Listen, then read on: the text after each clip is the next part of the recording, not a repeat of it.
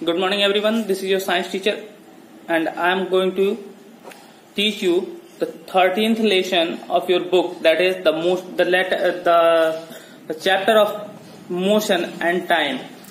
This is a chapter in which we study about the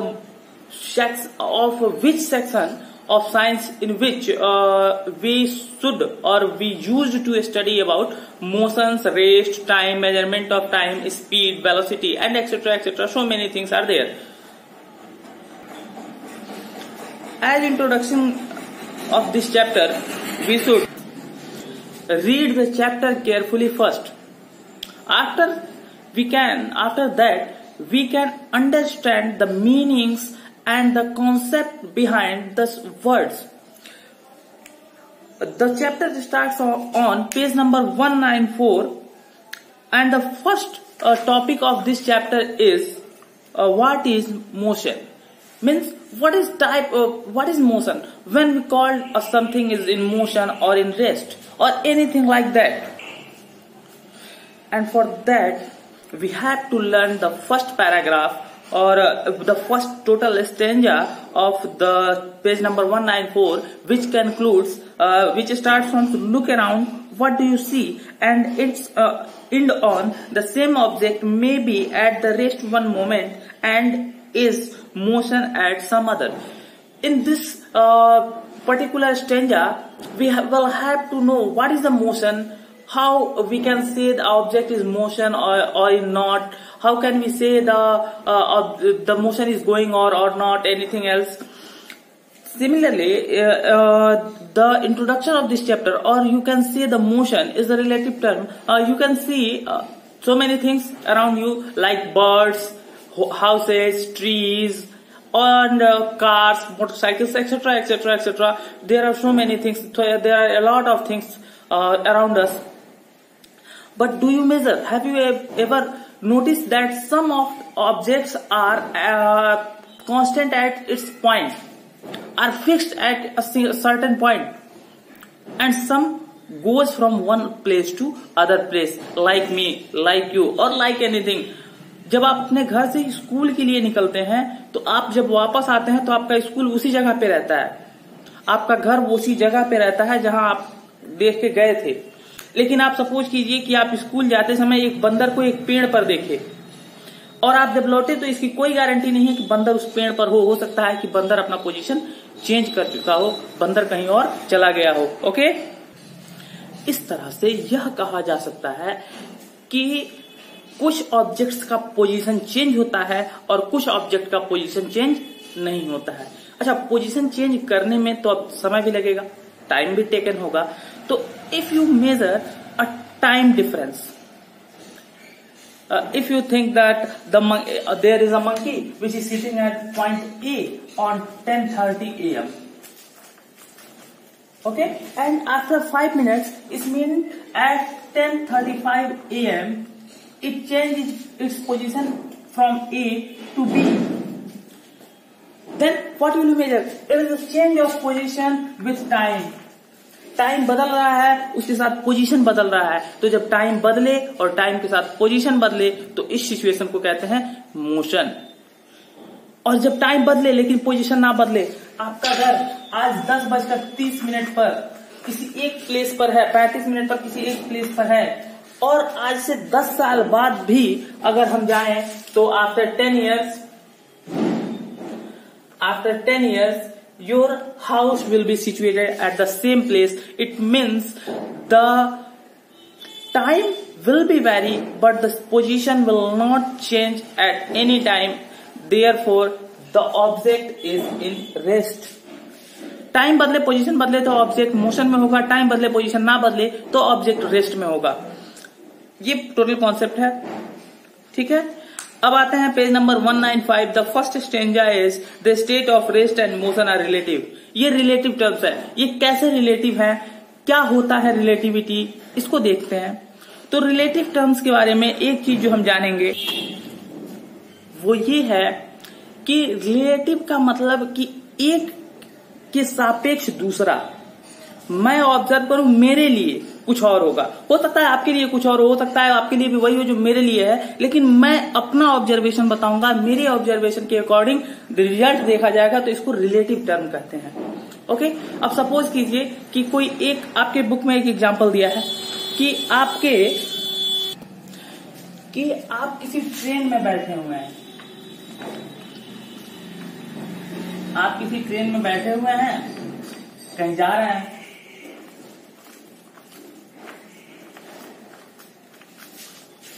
आपके साथ एक और पैसेंजर, सपोज कीजिए कि your friend is sitting here with you, your friends is sitting here with you and you are talking together. What did you see? You see that the position of your friend is not changing anywhere. आपके friend जो आपके सामने की seat पर बैठा है वो Bettiah railway station पर भी आपके सामने की सीट पर बैठा है, और ट्रेन टाइम बदला और ट्रेन दिल्ली चली गई, ट्रेन की पोजीशन तो बदली, लेकिन आपका फ्रेंड अब भी आपके सामने वाली सीट पर बैठा है. तो आपके फ्रेंड के पोजीशन में कोई चेंज नहीं है. According to you, your friends situation or your friends is your position is the same after a long time interval after from Betia to Delhi, but therefore your friend is at rest with respect to you. आपके respect में आपका friend rest में है. लेकिन अगर platform पर आपके parents आपको ड्रॉप करने आए हैं, यहाँ पेरेंट्स हैं, आपके पेरेंट्स आपको ड्रॉप करने आए हैं, तो आपके पेरेंट्स के अकॉर्डिंग आप अपना पोजीशन चेंज कर रहे हैं.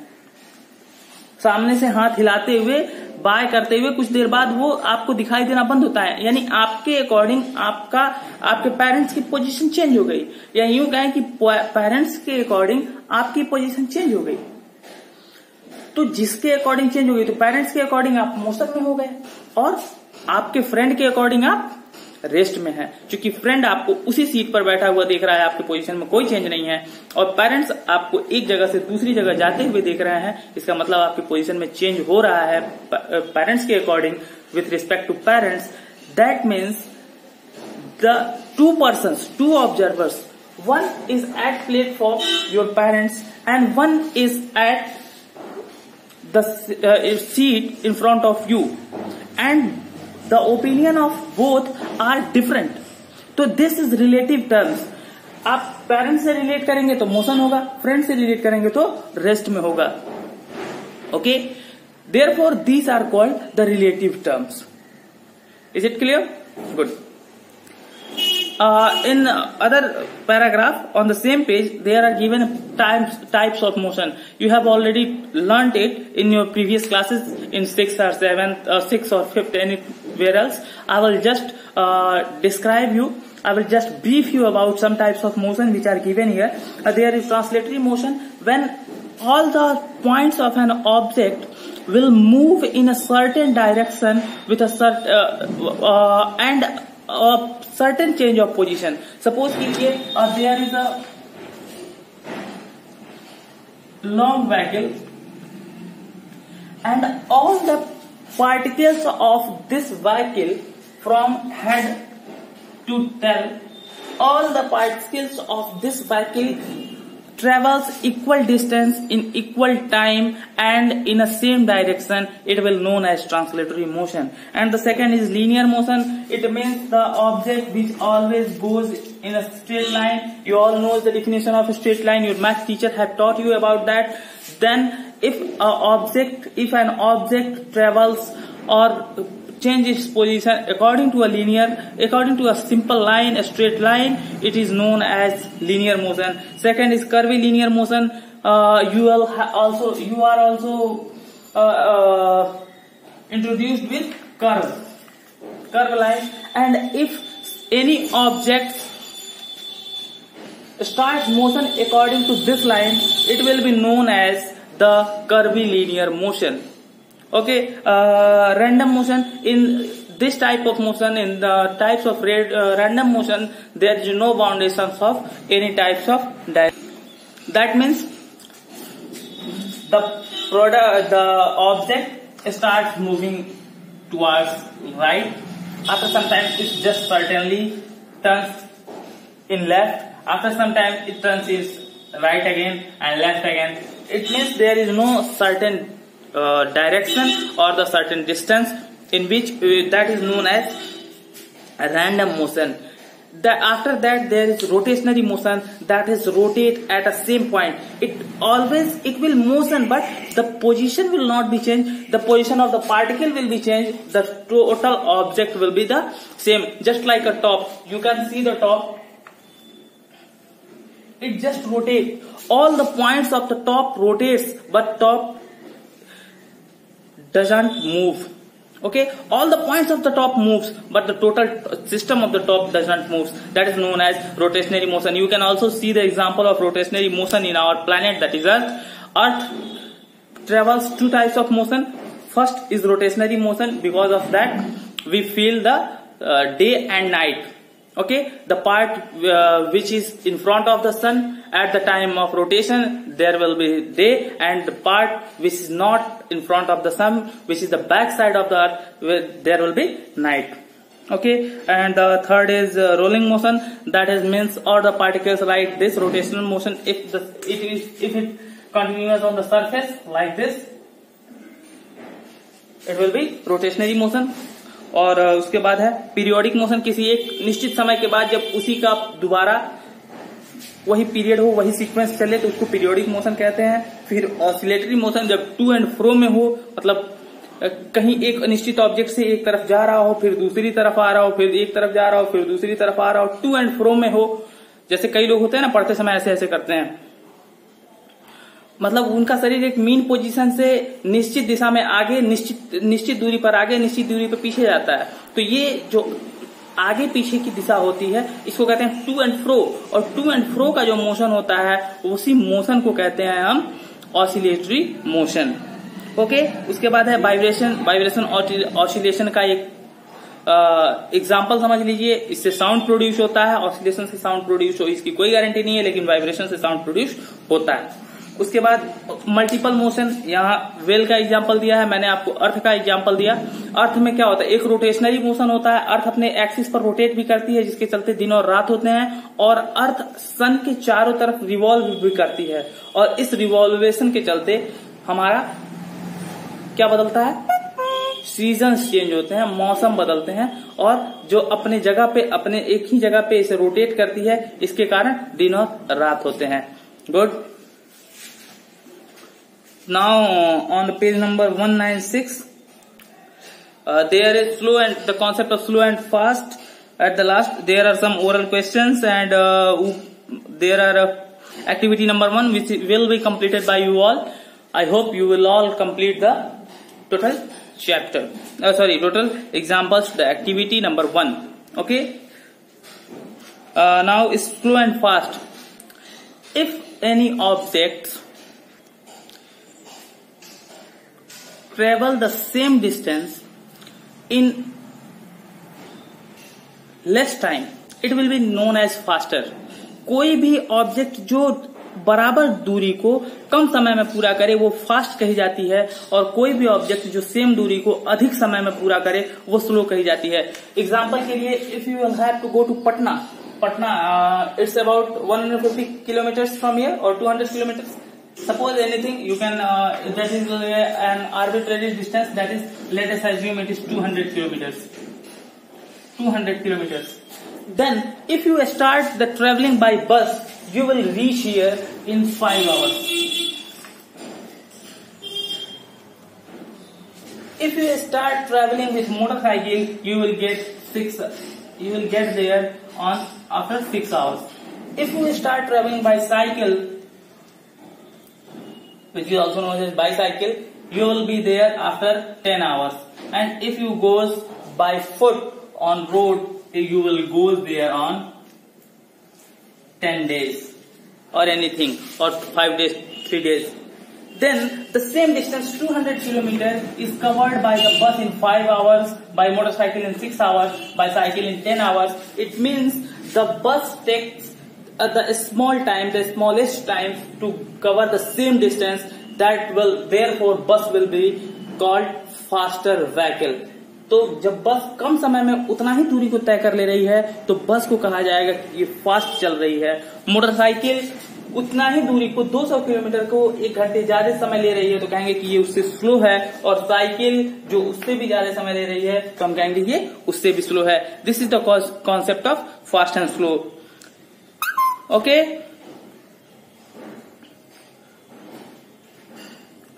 Now measurement of time is given there.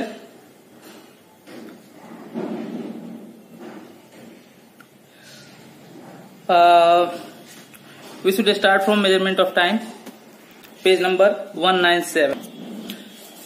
You all know the importance of time in our life. If you late by 1 minute to the school, the gate will be closed and you cannot enter in the classroom. Similarly, if you get 1 minute late at the railway platform, you can miss your train. Similarly, you can think how time is important for us. But long ago there are no clocks. Then how they measure the time?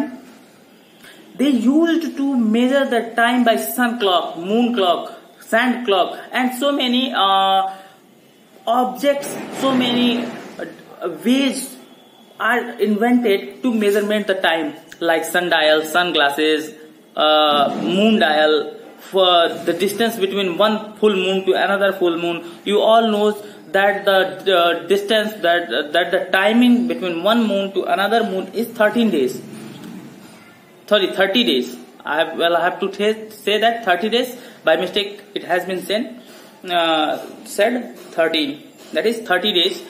And similarly, they start from sunrising. If the sun rises in the east and it sets on the west, they used to measure the total time difference and just divide from as their needs. Divide it as their needs.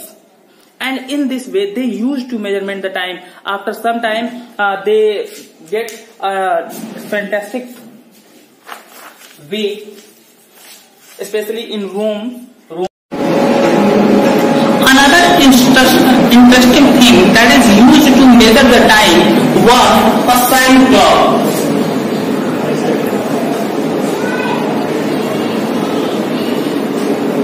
In this type of a structure, a sand was filled on an upper section, and after a fixed time interval, the upper section was get empty and all the sands come on the down section. Suppose कीजिए कि 1 घंटे के लिए इसमें इतना race भर दिया गया कि जो किसी एक फिक्स टाइम के लिए, आप मान लें 1 घंटे बाद या ऊपर से सारा नीचे आ जाए, तो हम कहते थे कि 1 घंटे का टाइम खत्म हुआ और वहां से ये फर्स्ट क्लॉक जनरेट हुआ। और ये रोमन्स जो यूज करते थे, Romans use this type of clocks. After some times India was invented, or not India, you can say that, and our ancestors was invented a special clock, the sundial.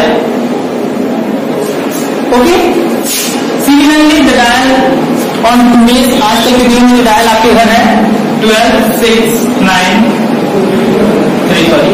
3, 9, 1, 2, 4, 5, 7, 8, 10, 11, and a special type of rod is situated in between this, on which when sunlight falls on the rod, it makes a shadow like this. If we assume ball as a sun, you can see the shadow and the marker as a rod. We are seeing the shadow of the marker is around 6. It means it is 6 o'clock.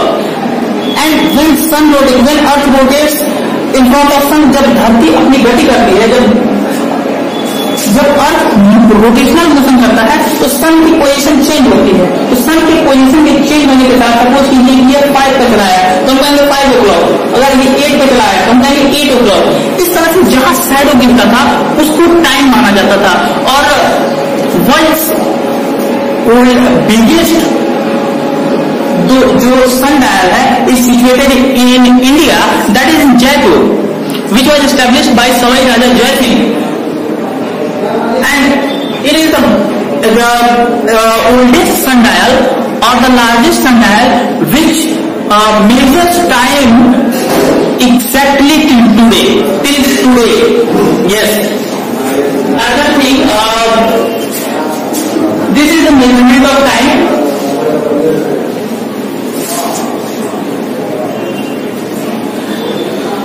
After that, the standard time measurement or the unit of time is covered in all of our books. The measurement of time was completed, and now it is question to measure unit of time. Unit example जरूरी कैसे है? Suppose कीजिए आप example के लिए कि आप बाजार में गए और वहां आपने कहा कि मुझे प्याज चाहिए या मुझे दूध चाहिए, और आपने किसी डेयरी शॉप पर जाके कहा कि give me a milk. What type of milk want bye you? कितना मिल्क चाहिए आपको? 1 बूंद, 1 litre, 1 litre, 1 truck, how much? तो इसी क्वांटिटी को फिक्स करने के लिए यूनिट की जरूरत पड़ी, और टाइम का जो स्टैंडर्ड यूनिट है वो है सेकेंड. ये स्टैंडर्ड यूनिट है. इसके साथ और यूनिट जैसे आवर है, मिनट है, डे है, ईयर है, ये भी टाइम में मेजरमेंट करते हैं, लेकिन सेकेंड स्टैंडर्ड टाइम है. इंटरनेशनली इसको मान्यता मिली हुई है. जैसे जमीन नापने के अलग अलग मीटर्स होते हैं, पैरामीटर्स होते हैं. कुछ लोग बीघा बताते हैं, कुछ लोग एकड़ बताते हैं, कुछ लोग हेक्टेयर बताते हैं, लेकिन इंडियन स्टैंडर्ड के आधार पे एकड़ और डिसिमिल में जो जमीनों का है मेजरमेंट किया जाता है. इस तरह से इसमें होता है आवर में 3000, 3600 सेकंड होता है, मिनट में 60 सेकंड होता है. That all you know. Okay. Day is the time in which Earth rotates one time on its axis. अर्थ अपने अक्ष एक्सिस पर एक रोटेशन कंप्लीट करने में जितना टाइम लेती है उसी को डे कहते हैं, और अर्थ अपने ऑर्बिट में सन के चारों ओर एक रिवॉल्यूशन कंप्लीट करने में जितना समय लेती है उसको कहते हैं 1 year. Yes. Now pendulum is described in your book. I am just describing it. Suppose that is a metallic ball. A simple metallic ball is known as bob. This is ball or bob you can say. It is suspended through a thread. It is suspended through a thread and a fixed surface. एक fix surface पर एक thread के माध्यम से ये लटका हुआ है, इसी को बॉब कहते हैं. मेटालिक बॉल होता है, सोने का, लोहे का, चांदी का, किसी भी चीज का हो, और ये मूव करता है, टू एंड फ्रो मोशन करता है एक प्लेस, एक निश्चित डायरेक्शन में. टू एंड फ्रो मोशन मैंने आपको बता दिया था. अभी आगे देखते हैं.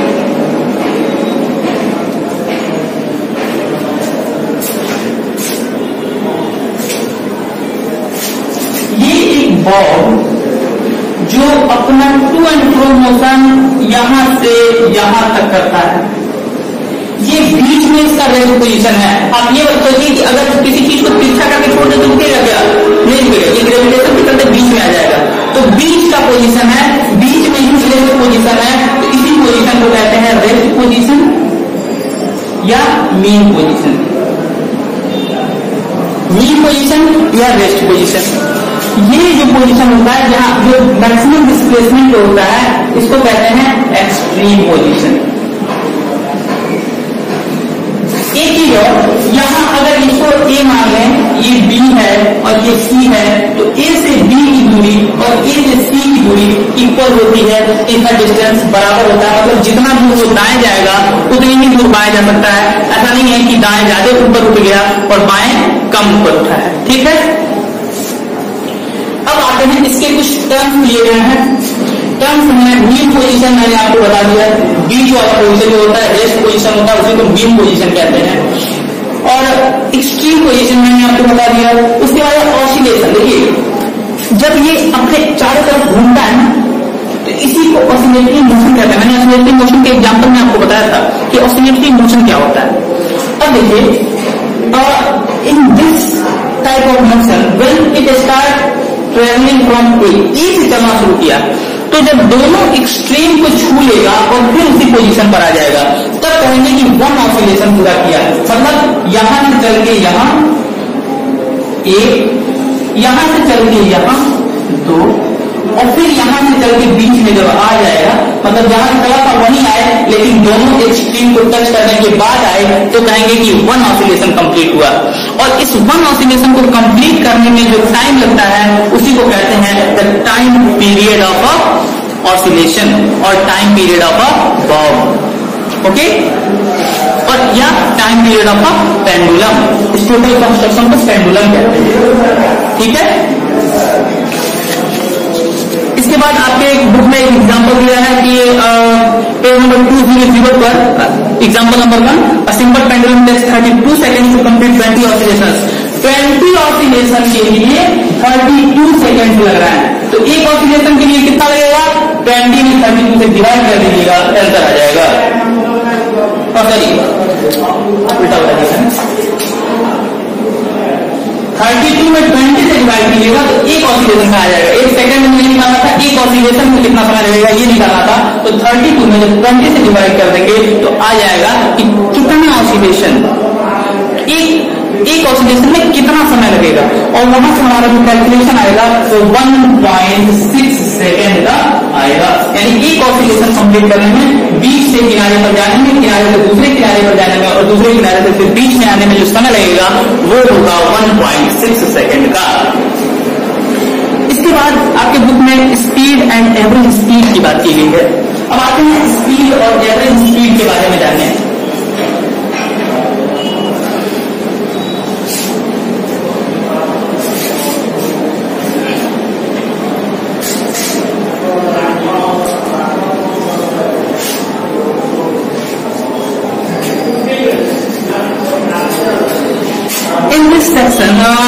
Let me explain first.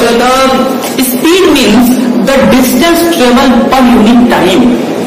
एक अंक समय में, एक सेकंड में, एक मिनट में, एक आवर में, जो भी आप एक मान लें, उसमें कितना डिस्टेंस ट्रेवल किया गया है, यही स्पीड है। ठीक है, the distance in unit time में जो टोटल टाइम लगा है उसमें आप टाइम से डिवाइड कर दें एंड टाइम से डिवाइड कर देंगे, ये हो जाएगा स्पीड।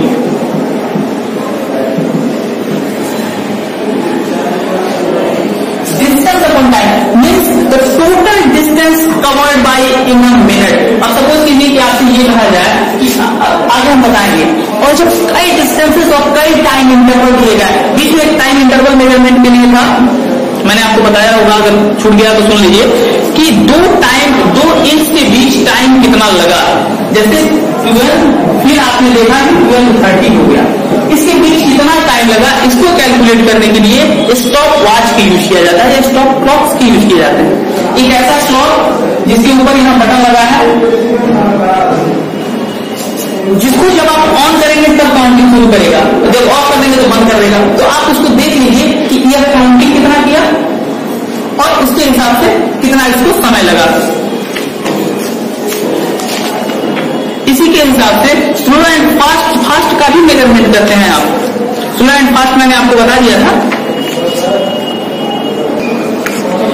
तो इस स्टॉप वॉच के माध्यम से हम समय का मेजरमेंट करते हैं कि कितना टाइम इंटरवल एक एंड से दूसरे एंड में कितना लगा। और मैंने आपको स्लो एंड फास्ट बता दिया था कि जिसमें समय अधिक लगे, डिस्टेंस इक्वल हो, वो फास्ट, वो स्लो होगा, डिस्टेंस इक्वल हो, समय कम लगे तो वो फास्ट होगा। तो समय का मेजरमेंट इसी से करते हैं।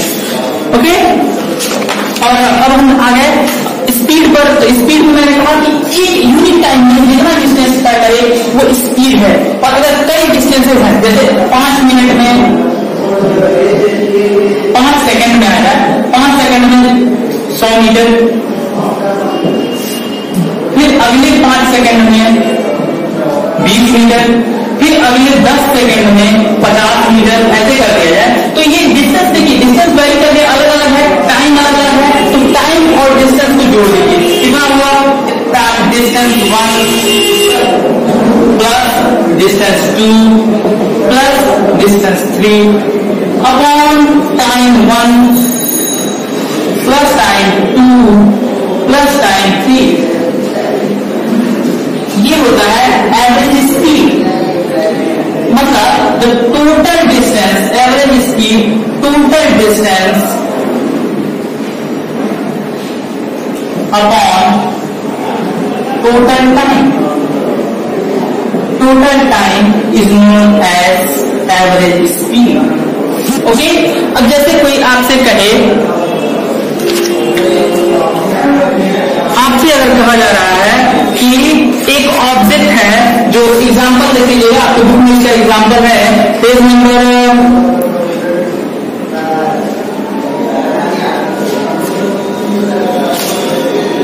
203, example number 4।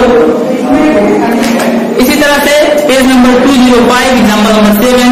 This type of examples will help you to solve your problems, speed and average speed का। उसके बाद है uniform and non uniform motion. तो जब टाइम इक्वल हो और टाइम इंटरवल इक्वल हो और डिस्टेंस इक्वल हो तो आप कहेंगे कि मोशन यूनिफॉर्म है। जैसे आप चलना शुरू किए किसी जगह से 10:30 में, 10:30 में, आधे घंटे बाद 11 o'clock में आप 30 किलोमीटर चले आए। फिर आधे घंटे बाद 11:30 में यहां से 30 किलोमीटर और आ गए। फिर आधे किलोमीटर बाद 12 o'clock पर आप फिर 30 किलोमीटर आ गए। टोटल डिस्टेंस कितना हुआ? 90 किलोमीटर। आपने 3 इंटरवल्स में तय किए और हर इंटरवल में 30 मिनट्स और 30 किलोमीटर। जितना टाइम इंटरवल है उतना ही आपका डिस्टेंस है। आधे घंटे में यहाँ 30 किलोमीटर, आधे घंटे में यहाँ 30 किलोमीटर और आधे घंटे में यहाँ 30 किलोमीटर। टाइम इंटरवल सेम है, डिस्टेंस आप सेम ट्रेवल। ये हो गया आपका uniform motion. Non uniform motion में क्या होता है? टाइम वही रहेगा, 10:30 to 11, यहाँ कितना होगा? 40 किलोमीटर। 11 to 11:30 यहाँ होगा 20 किलोमीटर। 11:30 to 12 o'clock यहाँ होगा 1। तो क्या देखा हमने? इक्वल टाइम में equal distance uniform motion, equal time में unequal distance non uniform motion. उसके बाद है आपके बुक में ग्राफ रिप्रेजेंटेशन। तो जब आप ग्राफ रिप्रेजेंटेशन में क्या होगा, अब आते हैं ग्राफिकल रिप्रेजेंटेशन के बारे में। तो ग्राफ में क्या होता है? आप लोगों ने मैथमेटिक्स की क्लास में बहुत से ग्राफ पढ़े होंगे। एक ऐसा स्ट्रक्चर होता है, इसको कहते हैं एक्स एक्सिस, इसको कहते हैं वाई एक्सिस। ये होता है सेंटर 0 0। इसके राइट हैंड साइड में पॉजिटिव नंबर होते हैं 1 2 3 4। इसके लेफ्ट हैंड साइड में नेगेटिव नंबर होते हैं -1 -2 -3 -4। सिमिलरली ऊपर के साइड में वाई एक्सिस में पॉजिटिव नंबर होता है 1 2 3। नीचे के साइड में नेगेटिव नंबर होता है -1 -2 -3 -4 एक्सेट्रा। तो और जो बीच का जो पॉइंट होता है ये 0 0 होता है सबके लिए, एक्स भी 0, वाई भी 0, जेड भी 0। ठीक है, तो ऐसे डाटा की जरूरत ऐसे कहाँ जरूरत पड़ती है हमको? तो जहां कई डाटा हो, कई डेटा हम कलेक्टिवली उनको एक साथ रखना हो तो हम ऐसे जो है ग्राफ का यूज करते हैं। ग्राफ शीट पर, ग्राफ शीट आती है, ऐसे एक कॉपी आती है जिसके सभी पेजेस पे एक ऐसा स्ट्रक्चर बना होता है। कई वाई एक्सिस बने होते हैं और कई इसका एक्स एक्सिस बने होते हैं, ऐसे ऐसे सब इक्वल डिस्टेंस में बने होते हैं। ये ग्राफ शीट होती है। ठीक है, इस पर आपको इसको रिफरेंस पॉइंट कहते हैं। जो बिंदु O होता है तो रिफरेंस पॉइंट कहते हैं और इस पर आराम से डेटा को रिप्रेजेंट किया जाता है। कई तरह के डेटा होते हैं, पाई चार्ट होता है, फिर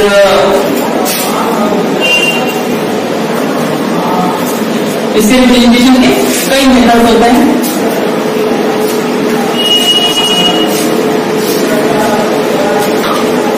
bar graph, pie chart, one of them bar graph ये होता है। सपोज कीजिए कि आप एक ओवर में यहाँ ओवर लिख रहे हैं आप एक्स एक्सिस पर और यहाँ रन लिख रहे हैं कितना रन बनाए। आपकी बुक में एग्जाम्पल दिया हुआ है इसलिए मैं वहां से ले रहा हूँ। एक ओवर में, फर्स्ट ओवर में, पहले ओवर में आपने यहाँ 10 20 30 ऐसे करके है 40 50। तो फर्स्ट ओवर जब आया 1 2 3 4, फर्स्ट ओवर में आपने 10 रन बनाए। दूसरे ओवर में आपने 40 रन बना लिए। कोई कमजोर बॉलर मिल गया था तो आपने 40 ऐसे ये 40 तक हो गया। 20 रन बनाए। तो इस तरह से इस चार्ट को कहते हैं हम बार ग्राफ। ओके, इसी तरह से एक सर्कुलर भी होता है, एक सर्किल बनता है, इस सर्किल को टोटल मान लेते हैं और फिर यहाँ अलग अलग ग्राफ ड्रॉ करते हैं कि सर्किल का इतना ये वाला पार्ट जैसे आप सपोज कीजिए कि पिज्जा आप मंगाए, तो आपने ये तय किया कि इस पिज्जा को एक चार्ट की तरह समझ लीजिए और आपने ये तय किया कि इतना जो पार्ट मिलेगा, ये जो एरिया होगा ये आप अपने छोटे भाई को दे देंगे, जो भी एरिया होगा, ठीक है। और सपोज कीजिए कि वो 100 ग्राम का पिज्जा है, आपने कहा 4 ग्राम भाई साहब हमारे मिलेंगे, फिर उसके बाद जो बचा फिर 0.8 ग्राम जो भी हो वो आप अपने भाई बड़े भैया को दे दिए और बाकी जो बचा वो खुद लेके बैठ गए। तो इस तरह से एक बड़ा डाटा एक साथ कलेक्ट हो गया, वर्ड्स में कहीं लंबा होगा और इसमें आप इजीली उसको शॉर्ट में रखिए। मोशन में इसको कहां यूज करते हैं ये देखेंगे हम लोग।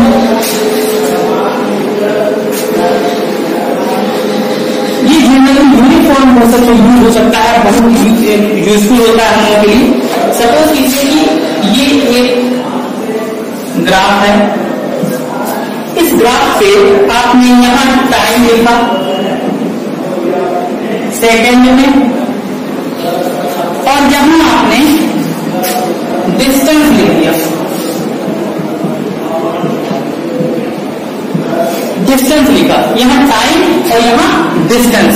अब क्या होगा उसको देखते हैं कि अब आपने मिलाना शुरू किया एग्जैक्ट इक्वल डिस्टेंस के 1 2 3 4 5 6 7 8 9 यहां है 1 2 3 4 5 6 लाइक दिस। 1 मिनट में 1 मीटर आप गए तो यहां से आइए और उसको आइए ग्राफ बनाइए। एक पॉइंट यहां है, ये बताएगा कि एक सेकंड में 1 मीटर, फिर आप आए फिर आपने कहा 2 सेकंड में 2 मीटर, फिर कहा 3 सेकंड में 3 मीटर, ऐसे चले आप।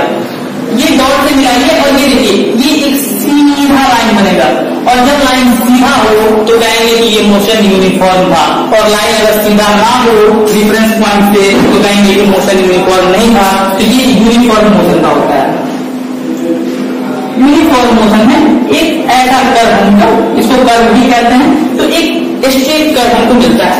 और नॉन यूनिफॉर्म मोशन होगा तो वो यहाँ टाइम होता है, यहाँ डिस्टेंस होता है, और ये जो कर्व है ये ऐसे ऐसे ऐसे किसी भी तरह से किसी भी अलग डिजाइन में हो सकता है। अगर कर्व डायरेक्ट है, स्ट्रेट है, यूनिफॉर्म मोशन है, कर्व स्ट्रेट नहीं है तो नॉन यूनिफॉर्म मोशन है। तो ये आपके ग्राफिकल रिप्रेजेंटेशन से निकल जाएगा। कुछ और ग्राफ दिए गए हैं आपके बुक में, पेज नंबर 109 209 120210। इन सब इसमें 2 वेलोसिटीज को कैसे आप काउंटर कर सकते, कैसे कंपेयर कर सकते हैं, कौन सा फास्ट है कौन सा स्लो है, वो इसी ग्राफ को समझते हैं। और ये होगा हमारी आज की क्लास का लास्ट टॉपिक। सपोज कीजिए कि आपको एक ग्राफ दिया गया है जिसमें 2 वैल्यूज बताए गए हैं, एक है A और एक है B, ठीक है। आप किसी एक पर्टिकुलर टाइम पर चलिए, किसी एक पर्टिकुलर टाइम पर सपोज कीजिए कि आप 4 सेकंड की बात करते हैं, 4 सेकंड में, तो 4 सेकंड में एक नॉर्मल ऊपर की तरफ ड्रॉ कीजिए, हो गया। और इससे यहां ये देखिए कि ये y एक्सिस पर यानी डिस्टेंस पर कहां मिल रहा है, और इसको देखिए कि ये डिस्टेंस पर कहां मिल रहा है। ये देखिए 4 सेकंड में d 3 मीटर का, इसको डिस्टेंस में मिटा रहा हूं केवल नंबर लिखने के लिए, 1 2 3 4 5 6। तो अब देखिएगा कि D ने 4 सेकंड में 3 मीटर का डिस्टेंस ट्रेवल किया और A ने B ने 4 मीटर में 4 सेकंड में 3 मीटर का डिस्टेंस ट्रेवल किया और A ने 4 सेकंड में 5 मीटर का डिस्टेंस ट्रेवल किया। टाइम इक्वल है, डिस्टेंस जिसका ज्यादा है वो फास्ट है, यानी इसकी वेलोसिटी A की वेलोसिटी अधिक होगी, A फास्टर होगा, B स्लोअर होगा, इससे हमको पता चलता है। और इसी तरह से सपोज किया जाए कि इसमें हम कह दिया जाए कि 7 मीटर में 50 सेंटीमीटर, 7 सेकंड में 6 सेंटीमीटर गया, तो आप इसका एक ग्राफ बनाइए तो इजीली हो जाएगा कि ये ग्राफ कहां मिलता है। 7 और 6 का मिलान जो भी होगा वही बनेगा, ये ऐसे बनेगा। Okay, this is your chapter motion and time, and now this chapter is completed. I hope you will get an interesting lesson from this. Okay.